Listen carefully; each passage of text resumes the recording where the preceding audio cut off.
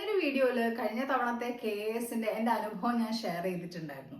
ഈ വീഡിയോയിൽ നമ്മൾ ഡിസ്കസ് ചെയ്യാൻ പോകുന്നത് സെക്രട്ടേറിയറ്റ് അസിസ്റ്റന്റ് ഓർ KS. ഉദ്യോഗാർത്ഥികളെ ഏറ്റവും കൂടുതൽ കൺഫ്യൂസ് ചെയ്യുന്ന ഒരു ക്വസ്റ്റ്യൻ തന്നെയാണത്. ഞാൻ എപ്പോഴും പല വീഡിയോയിലും പറയുന്ന പോലെ സെൽഫ് ഡൗട്ട് ആണ് ഒരു ഉദ്യോഗാർത്ഥിയുടെ ഏറ്റവും വലിയൊരു വില്ലൻ എന്ന് പറയുന്നത്. അപ്പം നമ്മൾ പലപ്പോഴും പല എക്സാംസ് വരുമ്പം ഇപ്പം റെയിൽവേ പഠിക്കണോ, ബാങ്ക് പഠിക്കണോ, PSC പഠിക്കണോ, ഇങ്ങനത്തെ കൺഫ്യൂഷൻസ് ഉണ്ട്. ഇനി PSC-യിൽ തന്നെ ഒരു പോസ്റ്റ് വിളിച്ചാൽ ഒന്നോ രണ്ടോ പോസ്റ്റ് ഒരുമിച്ച് വിളിക്കുമ്പോൾ നമുക്ക് ഈ കൺഫ്യൂഷൻ ഉണ്ടാവും. പക്ഷേ നമ്മുടെ ഏജും അതേപോലെ നമ്മുടെ പഠിക്കാനുള്ള എത്ര വർഷമായി നമ്മൾ പഠിക്കുന്നു, ഇതൊക്കെ ഇതിലൊരു ഘടകമായിട്ട് മാറുന്നുണ്ട്.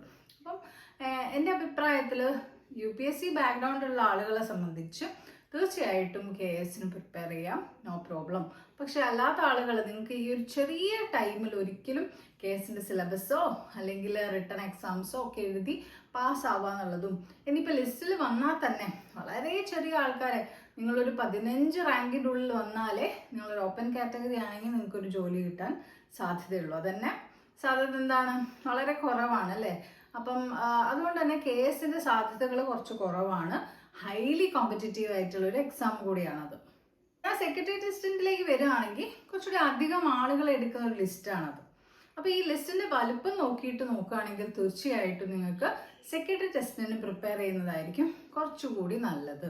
അപ്പോൾ കൂടുതൽ ഉദ്യോഗാർത്ഥികളും ഇപ്പോൾ സെക്രട്ടേറിയറ്റ് അസിസ്റ്റന്റ് തന്നെയാണ് ഫോക്കസ് ചെയ്യുന്നത്. പക്ഷെ പ്രിലിംസ്, രണ്ടിൻ്റെയും പ്രിലിംസ് ഏകദേശം ഒരേ സമയത്ത് തന്നെയാണ്. ജൂണിൽ KS-ന്റെ വരും, ഏകദേശം May to July ആ സമയം കൊണ്ട് സെക്രട്ടേറിയറ്റ് അസിസ്റ്റന്റും പ്രിലിംസ് ഏകദേശം കഴിയുന്നുണ്ട്.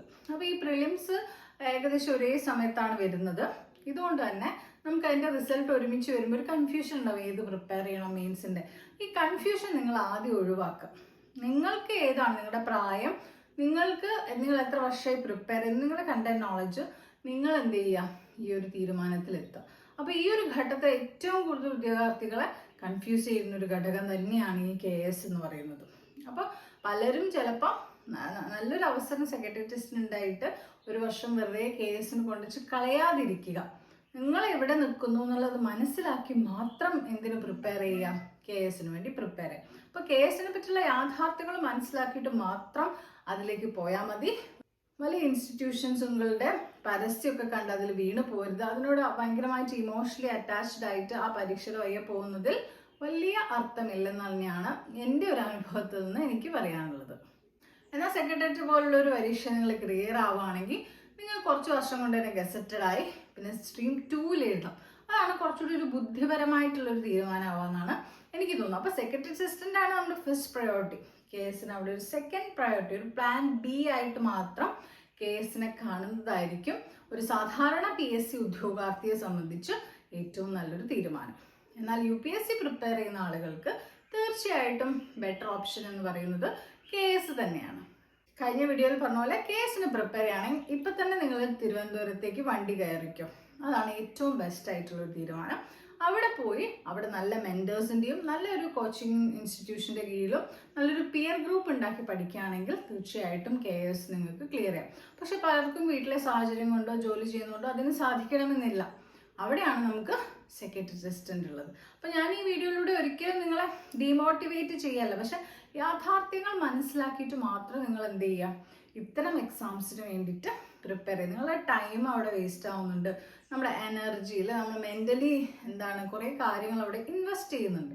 മെൻ്റലി ഡ്രെയിൻ ആവാതെ പോകണമെങ്കിൽ തീർച്ചയായിട്ടും നിങ്ങൾ ഒരു തീരുമാനം എടുക്കുക, ഇതിലേത് പ്രിപ്പയർ ചെയ്യണമെന്നത്. അപ്പോൾ എൻ്റെ ഈ ഒരു വീഡിയോയിലൂടെ ഞാൻ ഉദ്ദേശിക്കുന്നത് ഇതിൻ്റെ യാഥാർത്ഥ്യങ്ങൾ നിങ്ങളിൽ എത്തിക്കുക എന്നുള്ളതാണ്. വളരെ നമ്മൾ ഇതിൻ്റെ ഫ്ലവറി ആയിട്ടുള്ള പല ഇൻ്റർവ്യൂസും കണ്ട് ചാടി കയറി ഭയങ്കര ഓവർ മോട്ടിവേഷൻ ആയിട്ട് പോയിട്ട് കാര്യമില്ല. വസ്തുതകൾ മനസ്സിലാക്കിയിട്ട് മാത്രം പ്രിപ്പയർ ചെയ്യുക. ഏറ്റവും കൂടുതൽ ഉദ്യോഗാർത്ഥികൾക്ക് ഉണ്ടാകുന്നൊരു ട്രാപ്പ് എന്ന് പറയുന്നത് ഇമോഷണലി എക്സാംസുമായിട്ട് അറ്റാച്ച്ഡ് ആവുക, ഓവർ മോട്ടിവേറ്റഡ് ആവുക, ഫാക്റ്റുകൾ ബേസ് ചെയ്തിട്ട് ആരും എന്ത് ചെയ്യുന്നില്ല, ഈ എക്സാംസിനൊന്നും കാണുന്നില്ല. സോ ആ രീതിയിൽ നിങ്ങൾ എന്ത് ചെയ്യുക, കാര്യങ്ങൾ പ്ലാൻ ചെയ്യുക. സെക്രട്ടേറിയറ്റ് അസിസ്റ്റന്റ് ഓർ KS എന്നുള്ളത് നിങ്ങളൊരു ഉത്തരം കാണുക.